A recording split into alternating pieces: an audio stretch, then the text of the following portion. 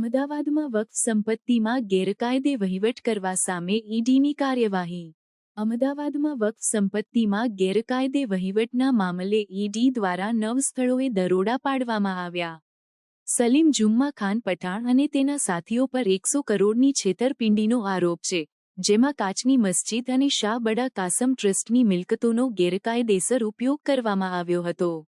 ઈડીની તપાસમાં ખુલ્યું છે કે આરોપીઓએ 2005થી કાચની મસ્જિદ અને અન્ય ટ્રસ્ટ મિલકતોમાંથી ગેરકાયદેસર ભાડું વસૂલ્યું હતું. આ મિલકતો અમદાવાદ મ્યુનિસિપલ કોર્પોરેશન અને વક્ફ બોર્ડ માટે સામાજિક કલ્યાણ માટે નક્કી કરવામાં આવી હતી, પરંતુ આરોપીઓએ તેને વ્યક્તિગત લાભ માટે ઉપયોગ કરી હતી.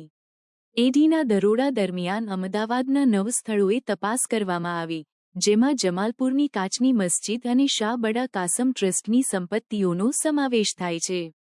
ઈડીના અધિકારીઓએ આરોપીઓ દ્વારા બનાવટના દસ્તાવેજો રજૂ કરવાના પ્રમાણો પણ મેળવ્યા છે.